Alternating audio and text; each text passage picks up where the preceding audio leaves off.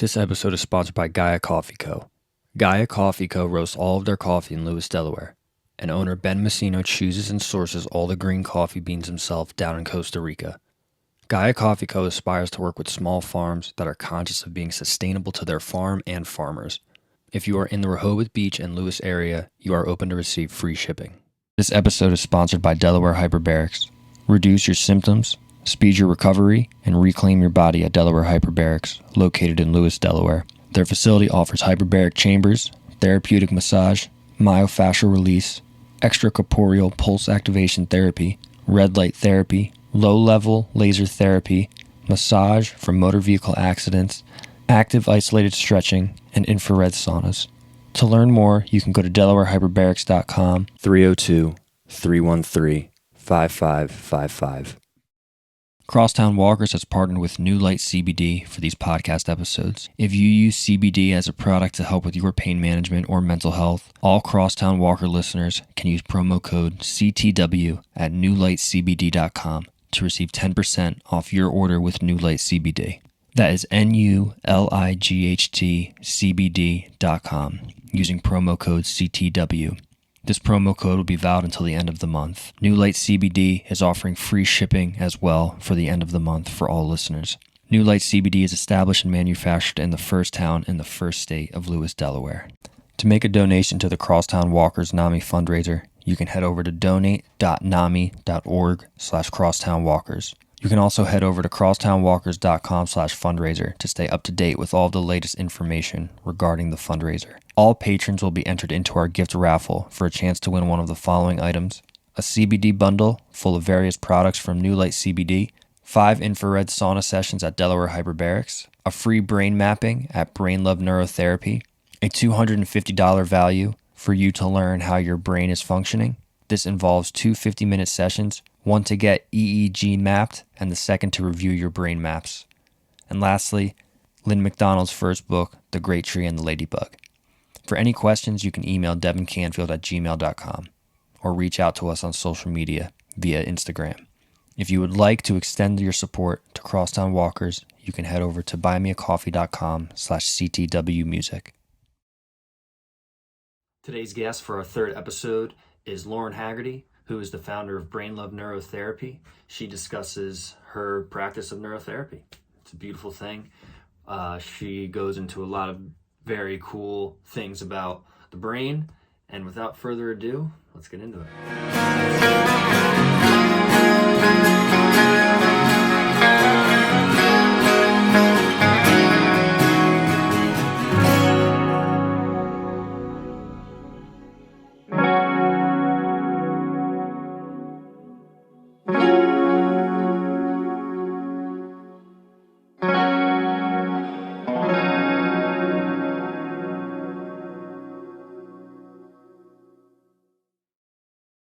So good morning. My name is Lauren Haggerty, and I run Brain Love Neurotherapy in Rehoboth and Dover, Delaware.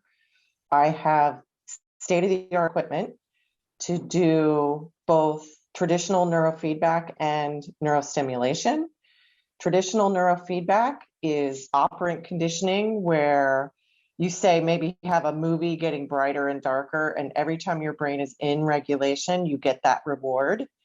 And the brain starts to ping with the TV, and you just sit back and relax with this goopy 19-channel cap on your head that has electrodes, and the computer is reading when you're in regulation and rewarding you, and not rewarding you when you're in dysregulation. And you can set it for specific things like anxiety or depression or sleep, any kind of thing like that. We do more neurostimulation in my office because it's faster. And the way I typically work is to take a QEEG brain map with the goopy 19-channel cap. We compare your brain to hundreds of brains your age, and we get that bell curve so we can see where you're regulated and where you're dysregulated. And then we ask you what you want to get out of neurotherapy, and we design treatment protocols based on that.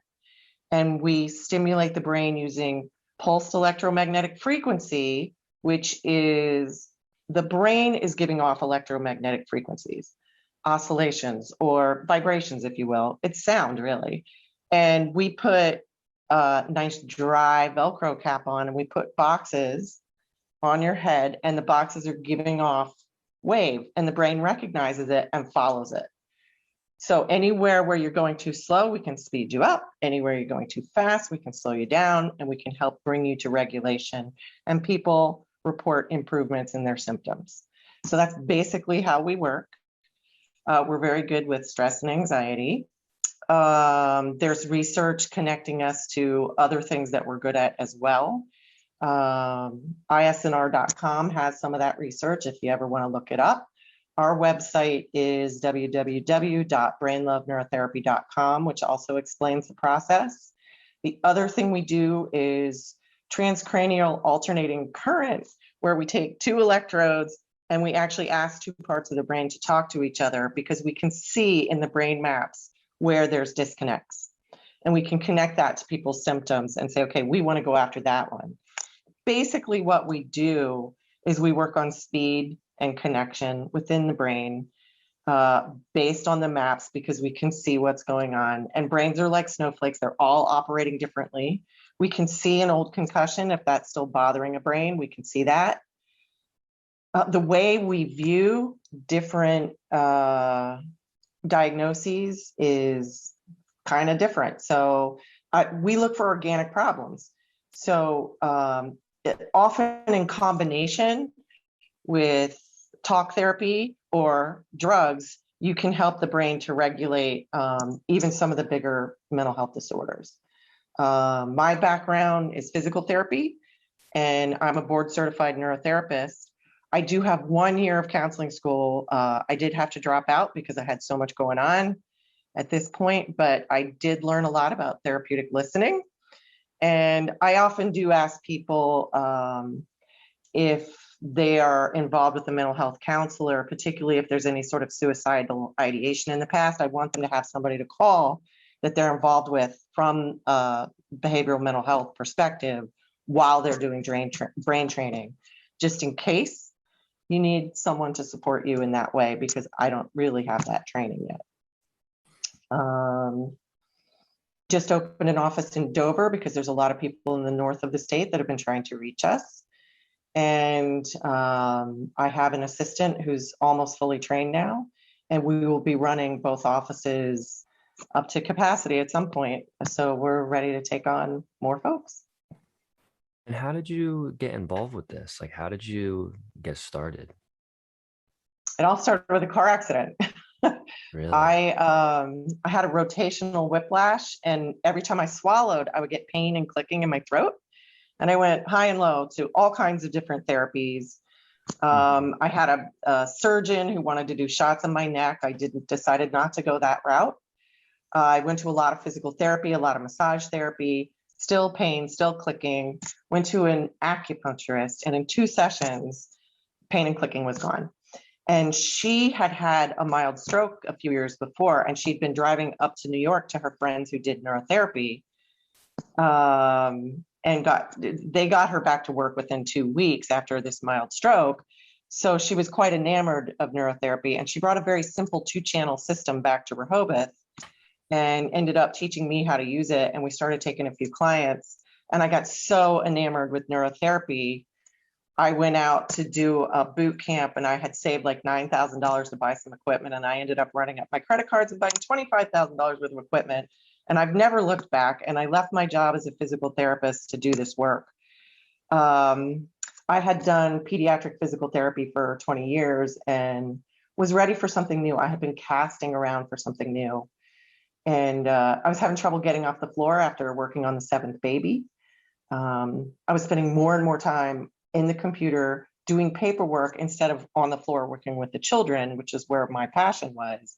So I got into this and was able to leave my job and start my own business, and have been very excited to do this work ever since. What was that like, kind of leaving your job to be like, oh, I've been doing this for so long, and you actually cared about that, and you kind of went into a new field that you know, it's almost like you kind of took a leap of faith in a way, would you say? Yeah. So like I said, I had been casting around. There were two other professions that I took a hard look at before I fell in love with neurotherapy. So the ground was ripe for me to start growing a new profession. Mhm. The first one was macrobiotics. And Okay. I went up to the Kushi Institute, which is now defunct, which is the macrobiotic mecca, basically. And I spent a week there taking a course called A Way to Health, where you learn how to cook vegan and nurture your body with food and actually heal different things with food. And I was enamored with that. And I went back and I started 2 weeks of the training. And I think I just realized at some point I wasn't going to be successful in getting everybody to become vegan, which was a prerequisite to teaching macrobiotics and to caring for people using macrobiotics. So, although I loved all this ancient Japanese knowledge about using food to heal the body and the brain, I decided to move on from that. And then I looked at craniosacral therapy and craniosacral fascial therapy. And I did some training in that down in Chapel Hill. And there's a familial tremor in my family. So I have this little tiny tremor that comes and goes in my hands. So I decided I wasn't going to be successful at that either. And I needed to move on from there. And then I met neurotherapy and just lost my heart, particularly to the system that I have, because it is so robust. You can work on the body as well as the brain. And I even have ways of, say, getting a shoulder that's maybe involved to tell me what frequencies it wants to heal itself. That's how good my system is. So I fell in love with that, being a physical therapist, because you can work on the brain as well as the body.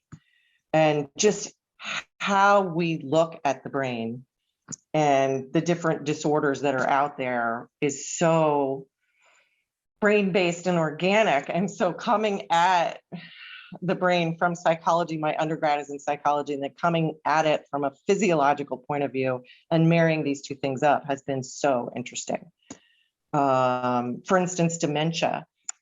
I really view dementia, I break it down into neuroinflammation, toxicity, and metabolic problems.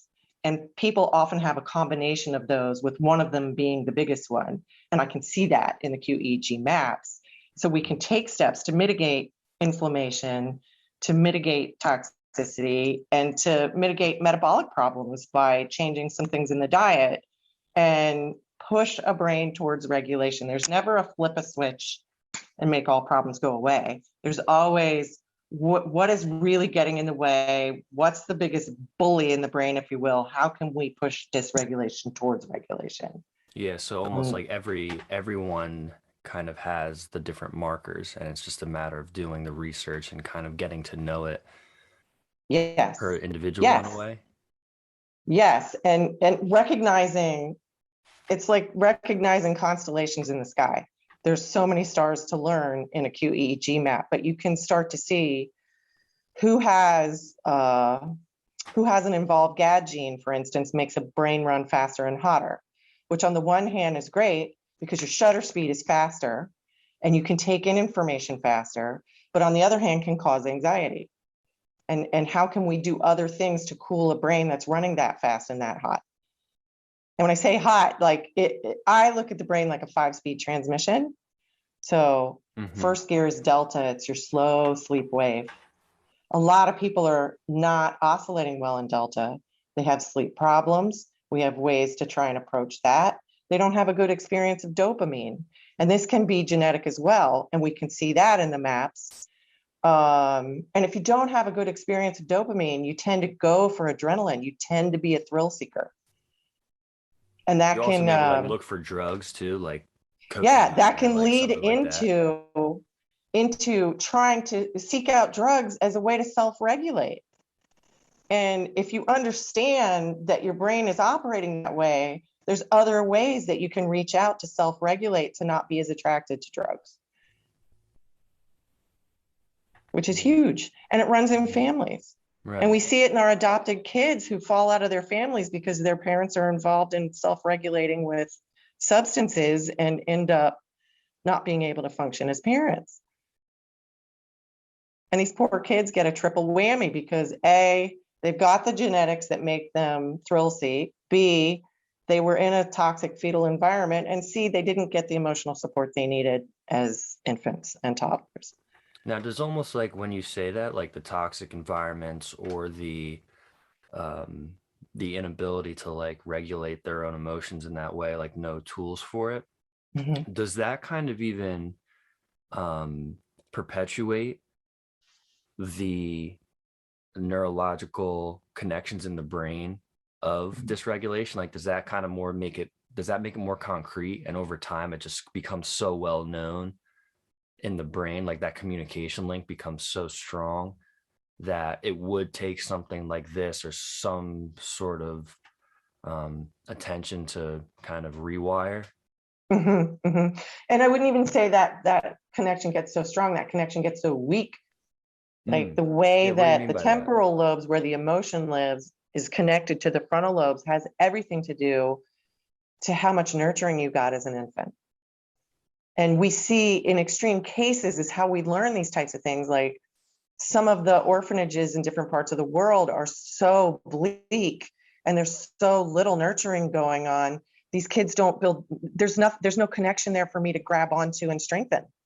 It's just not there. There's a fasciculus, and we look for that, and we look to strengthen that in a lot of kids who went through neglect situations. And you can actually see that. Like you can go use your type of technology and you can actually find and see that in ways. I can see disconnection. I can see hyperconnection. I can see both. Wow, that's incredible. So first It's year, really cool. And learning how to read it, I've been doing this for 6 years, and I've been working with different colleagues who've been doing it for much longer in order to learn these metrics. And there's new stuff coming down the pike all the time. I'm going to an advanced training the first week of December in DC with some of the movers and shakers in neurofeedback, and just trying to follow the bouncing ball everywhere it's going as fast as it's going, and trying to keep up financially with that is a struggle, but mhm. it's also, where my passion lies. So Yeah, and I think that if when these types of things become more known, people mhm, might start seeking them out more.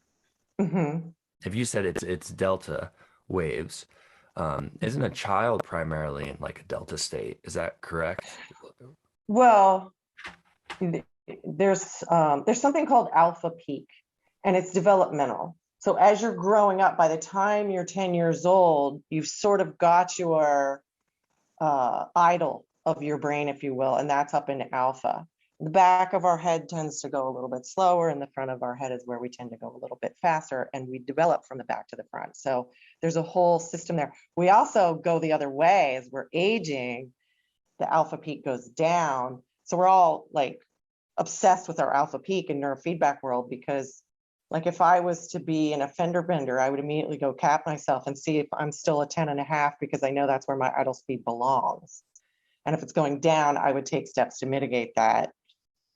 So I loved how you said like the brainwave activity is like a 5 speed in a car. Delta is your long, low sleep wave. A lot of us don't have enough of it. And The so that basal means like ganglia.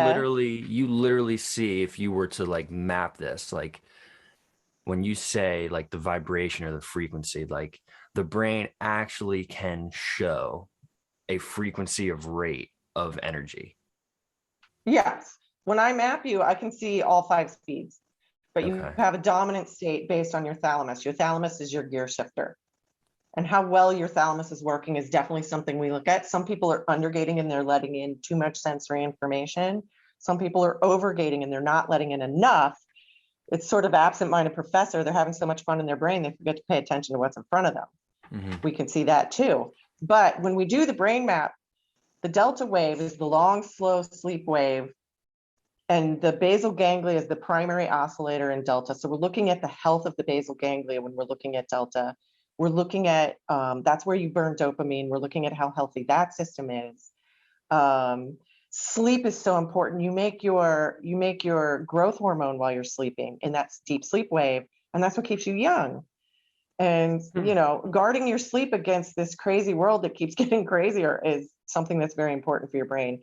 Second gear is theta, Wait, which so is sort of, before we even go further there, so in your sleep state like that, and like when you tap into a delta frequency and you mhm. tap into a delta rate of energy in your brain, it can actually help. with your vitality in a way, if that's the right word.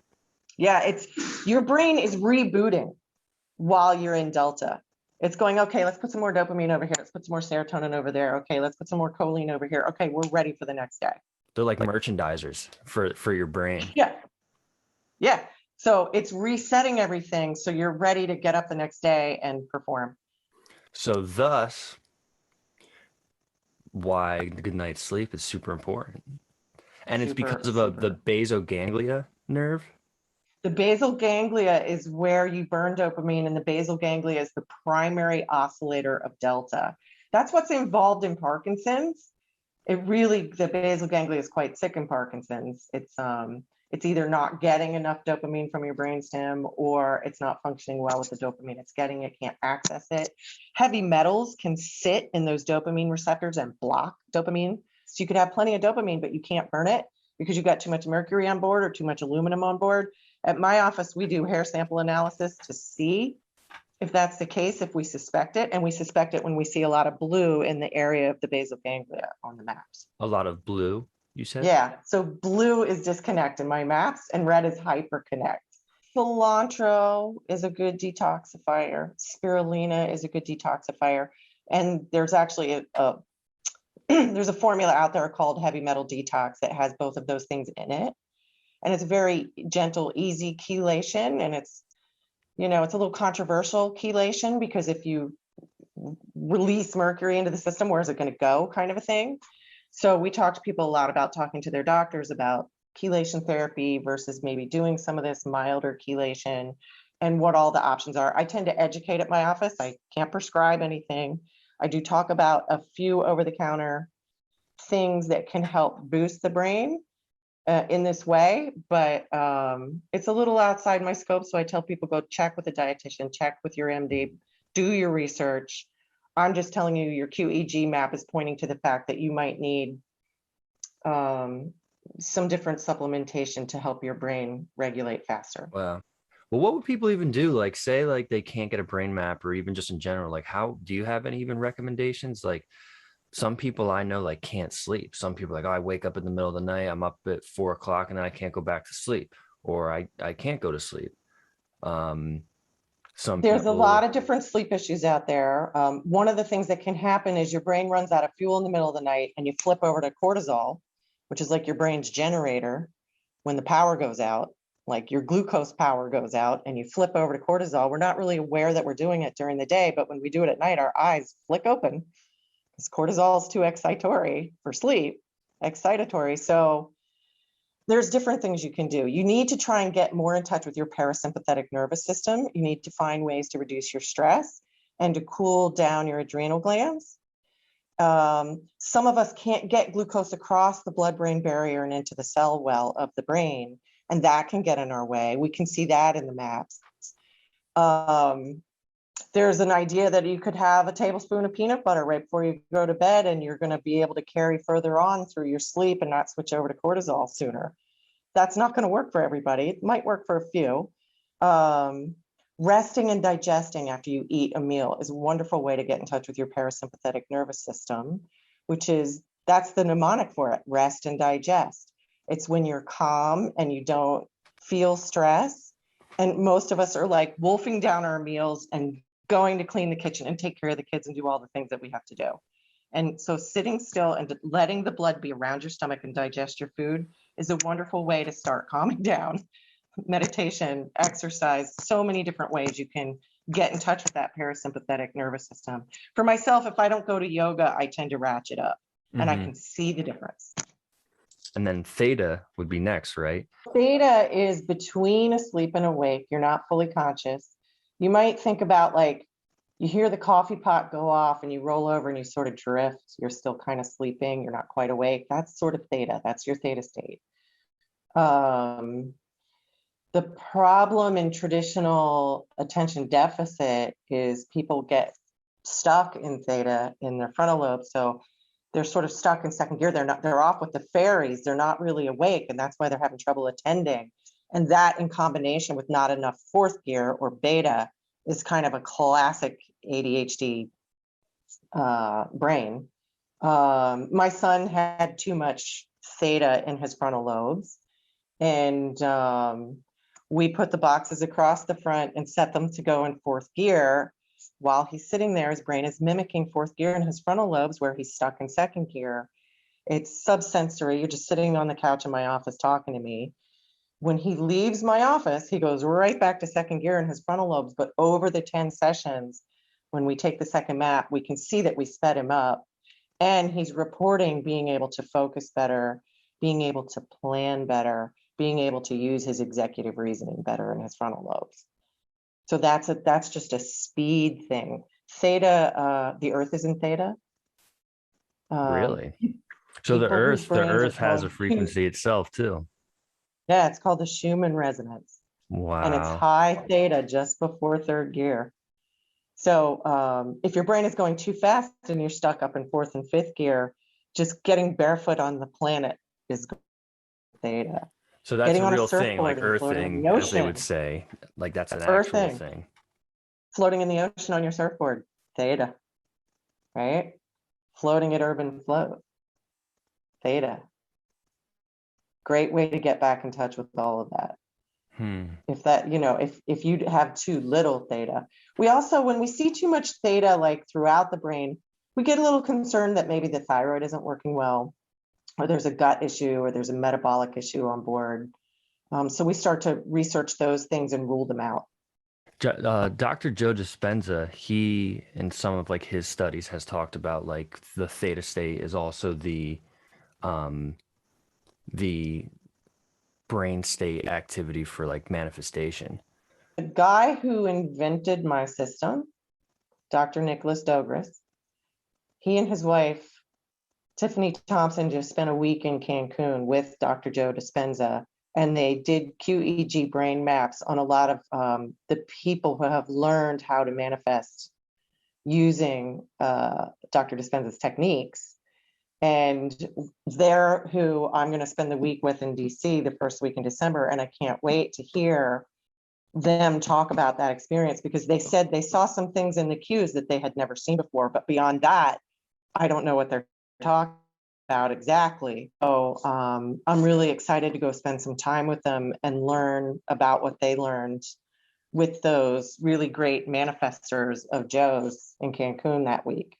That's what floating, I think, was so flotation therapy for anyone listening was such a profound experience because it helped you tap into that state so fast because of the lack of sensory input. So once you gain the experience and the knowledge of that, you can put yourself there when you need to without having to get into the pod and float. I always thought it was so crazy, like from Dispenza's work, and he always talked about how the brain doesn't really know the difference in meditation or in life of an experience actually happening and an experience just being thought and felt. Like me, maybe like if we were to look at the example of like playing a show and like meditating and actually like creating this world of sight, sense, feel, sound, and how like me creating like, oh, this went so well, I played at this place with these people. And if I actually was able to get to a place to feel that, then essentially it is real. You can manifest it. Like it is a real experience that happened. And I think if you look at like traumatic stress in a way, I think like that's the constant reliving of an experience and it's not even happening. And I thought it was so cool how he was like, well, it can happen on the opposite end of the spectrum too. So we look at the amygdala and the dorsolateral prefrontal cortex, and if that's completely disconnected, we're probably looking at PTSD. If it's weak, that's probably some trauma, but if it's completely disconnected, it's PTSD. And we work to connect those two, because you're up here in your executive reasoning, you can walk back that emotion and say, that happened 10 years ago. I don't have to keep going through the physiological feeling of this bad event that happened. Because it happened 10 years ago, I can start to walk away from that and I can disconnect that part, because This part is the rational reasoning mind that can tell your body, hey, that happened 10 years ago, it's over. Yeah, I And people want to get hear stuck more. in a loop. They get stuck in Yeah. a loop and they can't turn that off. It makes me almost kind of feel, to be honest, when someone might say like just get over it, or like you're good, like you're fine, right? Like I think you hear that in the world where whether someone's dealing with post-traumatic stress or not, but say something's unaddressed, something's not getting tackled in their own self, and it's affecting them and they don't know it, or they do know it, or regardless of whatever that is. I just think that what you're about to say and what you're saying kind of could help someone understand, where you just say like, I don't understand why they feel that way. Or I don't understand how they're acting like that. Or like, God, that happened so long ago. Like what's happening actually? Because there is like a reliving this, like you said, this loop, this feedback thing that Yeah. is just experienced. Do you want to Yep. maybe talk about that? Well, I think that the trauma work piece with the mental health professional is very important. That I can't say, oh, I do trauma work in that regard, but if someone is working on a situation of PTSD, I can help that process move forward and get people unstuck and get them moving forward in therapy to the point where they can walk away from a PTSD at some point. It's And a how great 1-2 though? punch. Like how? Like saying like get them unstuck. Like what does that mean exactly? So I can put an electrode here and I can put an electrode here and start the process of getting those two parts of the brain talking to each other so that you can work with talk therapy to stop reliving that trauma, because this part of your brain, the rational part that disconnected because it was such a hot potato, can start to walk it back and say, okay, that happened, but we don't have to be stuck in this loop and we can move on. Yeah, and it almost, when you say like the talk therapy, is it correct by what I'm saying is that that's kind of almost like the rationalization of spirit and like your heart and your psychology, but like you're getting the it's almost like you're getting the car fixed and like putting the new tires and the new rotors and everything on so you can drive, but like the talk therapy is kind of like getting in the car and like driving it. Is that Yeah, kind of where like you can actually be like, okay, I'm going to get from this place to this place, like I can help with the organic mechanics of the process, but I wouldn't want to throw trauma work out with the bathwater, as it were. I think it's important to do both in a PTSD situation. It's almost like there's these tandems that work with each other of saying, hey, this can work here with getting your neurological brain up to speed, literally. And then but it doesn't essentially mean like all the problems are fixed. Like I think it's great that you continue to say that, hey, this is one piece of the puzzle too. For it's like it's a real type of, it almost becomes a lifestyle where you have to, like you do the work on yourself to really find the improvements. Yeah, I think where I am with it is if you've been working on a trauma with a trauma therapist for about a year and you've gotten sort of as unpacked as you can get there, that would be a great time to come to my office and let me start connecting the dots and then have you go back and finish up. That's kind of where I think I fit into trauma work. So if we've made it to like the theta kind of state of the brain, what would be if we got beta, slowest vibration, to theta, above? Yeah, delta to theta, and the delta, next one would be alpha. Alpha, third gear. Okay. Third gear, you're now awake, you're conscious. You're taking in information, but you're not really sending information back out. So if you're sitting on the couch, relaxing, watching TV, you're pretty much an alpha. People who don't have enough alpha can't sit still and relax. They go all day and they start to burn into their adrenal glands and their cortisol levels. So it's important to we want you to be able to shift through all 5 gears easily and be able to spend time in each state. So the alpha state is an important place to relax and be parasympathetic and, share time with family, sit down and eat, have sex, all of those things. You can't do it if you can't get into alpha. Let's give it up for alpha, everybody. So is that almost where you say, like, if you say, like time to spend time with somebody, if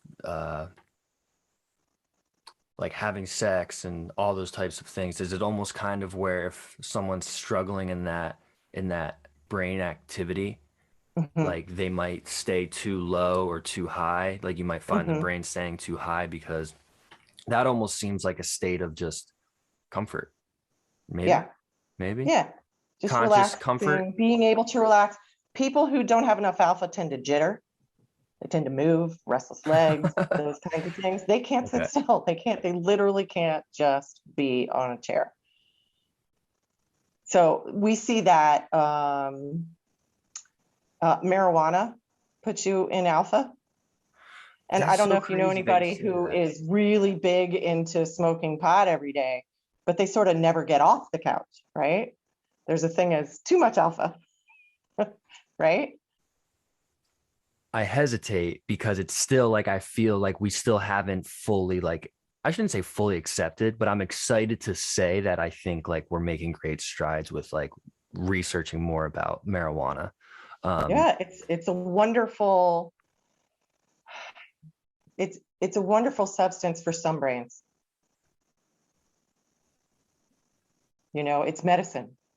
And some brains really could use that, but understanding which brains do better with it and which brains do worse with it, and taking a step back from yourself if you're experimenting with it and understanding if it's helping or harming you is important.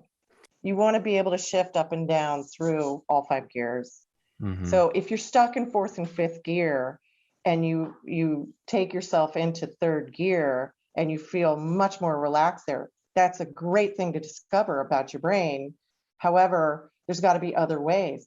Going for a walk, that's alpha, which brings us to 4th gear, beta. Cool. How you're doing like math, taxes, bartending, multitasking. You're actually exothermic. You're giving off heat and you're burning more fuel, right? So there's more glucose. You can actually think of the brain like a wood stove that you're throwing logs on. And when you get that fire going, that's beta, right? So when you have your keys in your hand and you're going out the door to tackle your day, now you're in beta. I don't know about you, but it takes me about 2 hours to get there from the time I open my eyes. It depends. I could wake up and be right in beta. Like, oh, NAMI. Yeah, well, that's what I'm saying. But there's some, it all depends. Like there's some mornings that's not the case, but depending on the day. Yeah. Yeah, I can, like, it'd be like that ability to do that. The only time I can open my eyes and be that awake is if I regularly take MCT oil. Is that coconut oil? Yeah. Medium chain triglycerides? It's a medium chain triglyceride.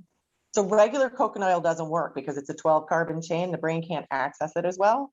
Okay. But the MCT, what they call the bulletproof coffee, people put it in their coffee, they put it in their smoothies, it's coconut oil, can help sort of bypass that glucose system. Some people, it's hard to get glucose across the blood-brain barrier and into the cell, even if there's enough going on in your bloodstream.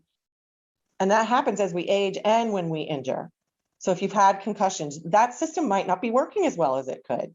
When I regularly take MCT, I wake up in the morning and I'm awake like a normal person instead of dragging my knuckles out to the coffee pot and giving the side eye to anybody who's talking to me because I can't process it yet. I'm still in theta.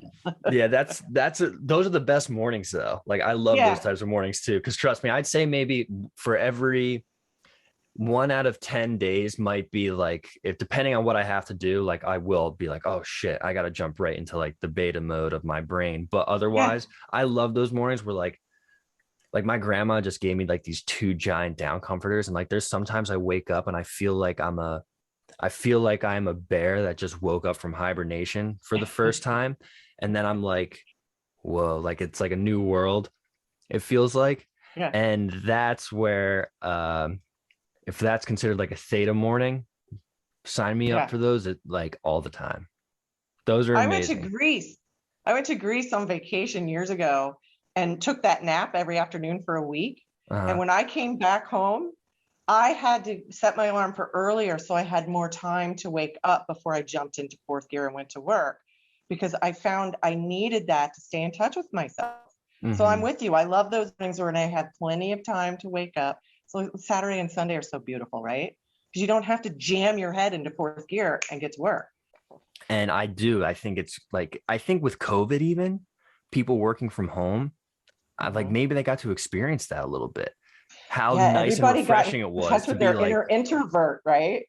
like just to kind of be like, oh, okay, like this is kind of nice. Maybe, I don't know. I'd be Yeah. curious to see people out there, to hear. But I've heard some people that they had a moment to kind of be like, have like just the foot off the gas completely.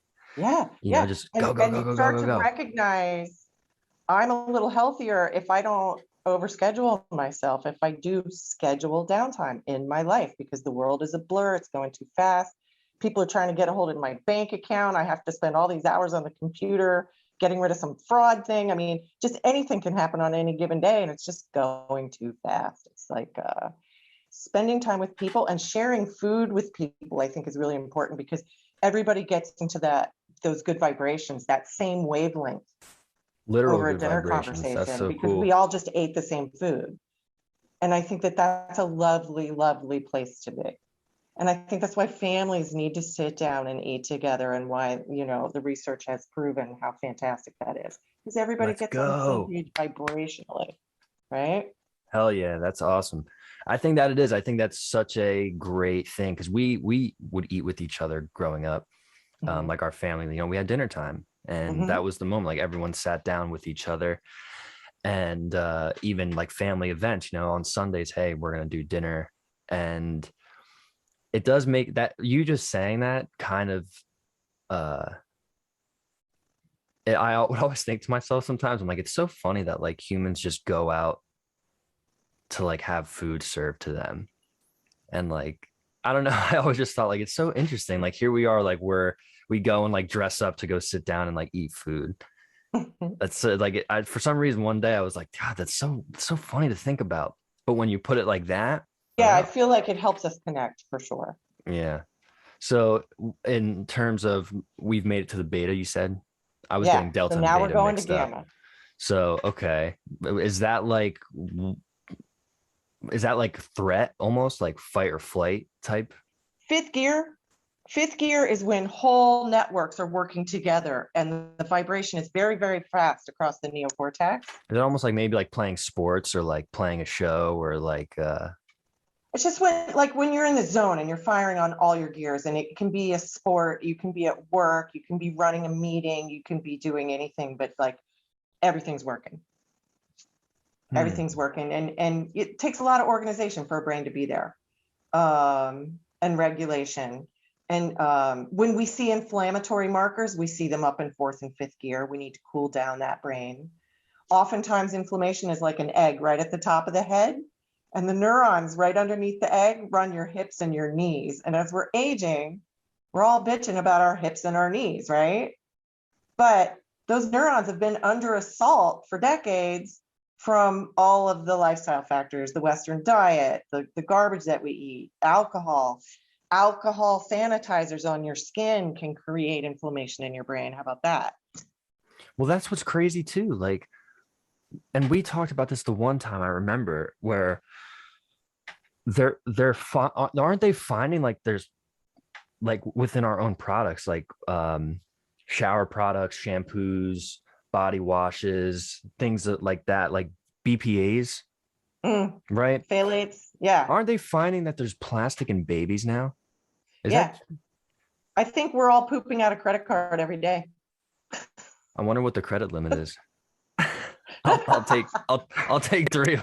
I'll take three of them. So, yeah, there's plastic everywhere. We need to get away from plastic. It's like But human that's beings were affecting invented by us. plastic. But right, isn't that like the things that like dyes in foods and but like actual like I keep saying like aluminum and deodorant I knew was one as well. And Aluminum and baking soda, aluminum and baked goods. Is it okay to cook with aluminum foil? Well, I think some people can stand up to cooking with aluminum and some people can. If you already have it building up in your body, you need to back away from those things to mitigate it, right? Because somehow you're attracting more aluminum. A lot of Delawareans pop up high for aluminum. Could be in the soil, could be in the water. I'm not sure. All I know is there's ways to mitigate it, and we need to know if that's what's causing some of the lack of first gear, and how yeah, can we mitigate that?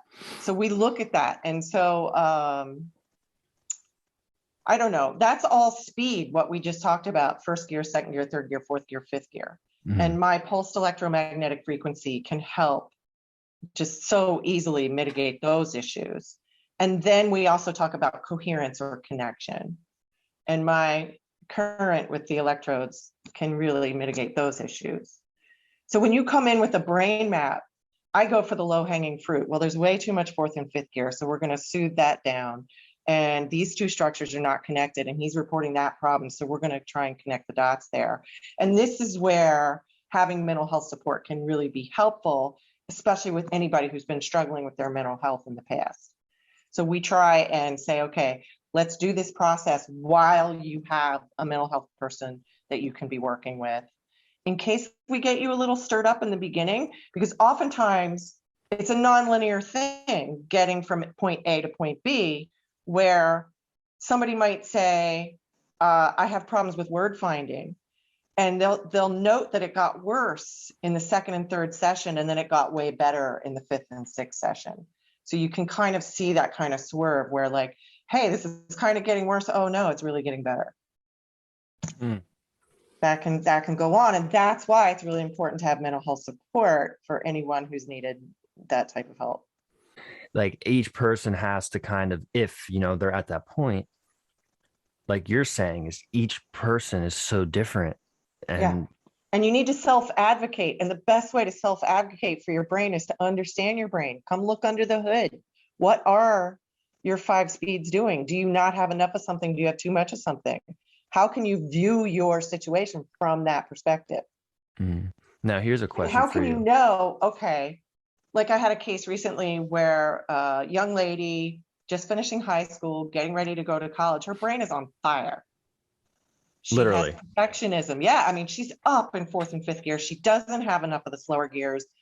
She's a perfectionist. She's into OCD, and just kind of educating her about how her brain is functioning, educating her that it's okay to get up to bat and try and knock it out of the park. But if you don't always knock it out of the park, you need to learn that that's okay too. That just means that you got to change your approach a little bit. And educating her, hey, if you really get stressed out and you feel like you're headed into dysregulation land, these are ways you can pull yourself back, you know? And so just learning how to deal with your brain and how to de-stress your brain and what to do when life throws you a curveball and you have stress in your life that you couldn't control, how you're going to deal with situations going forward. What's your thoughts on, say someone doesn't have access to some of these types of things, flotation therapies, hyperbaric therapy, neuro scanning? Do you think from just a human level, do you think that there's any basics we could do that would help us? Well, I tend to think of health as a spiral. So I think of self-love as being the middle of the spiral. And what are the things that we can do for self-care? And the first thing you think of is like getting enough sleep, doing the best you can in that department to mitigate that if you're having trouble sleeping. Being well hydrated is very important for your physiology and your brain.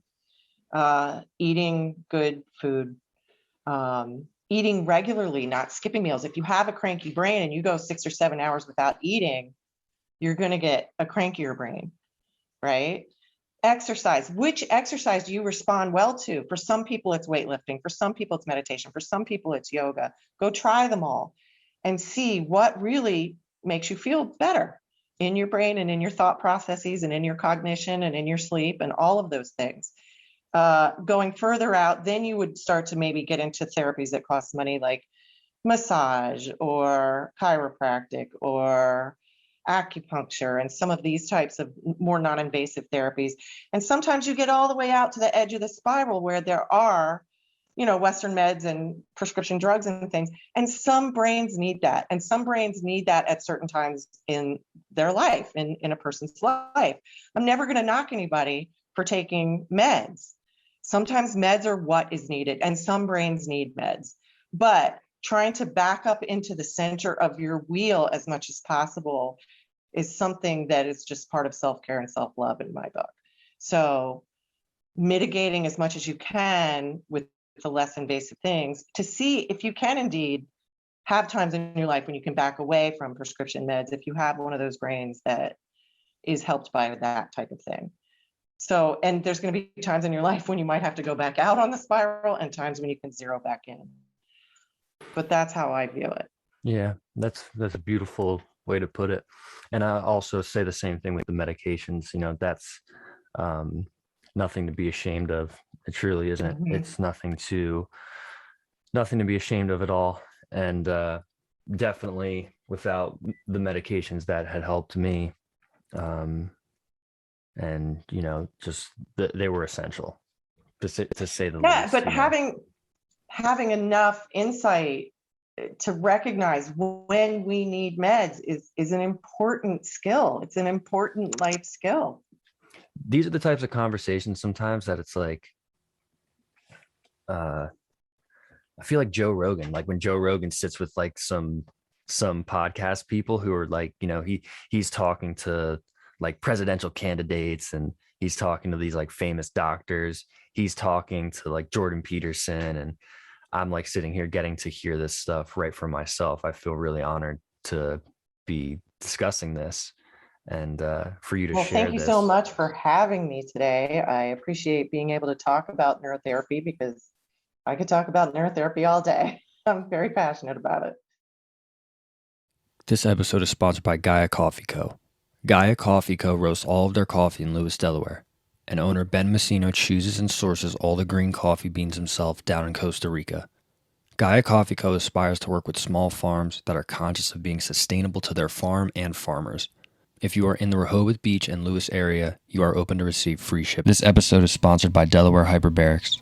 Reduce your symptoms, speed your recovery, and reclaim your body at Delaware Hyperbarics, located in Lewis, Delaware. Their facility offers hyperbaric chambers, therapeutic massage, myofascial release, extracorporeal pulse activation therapy, red light therapy, low-level laser therapy, massage for motor vehicle accidents, active isolated stretching, and infrared saunas.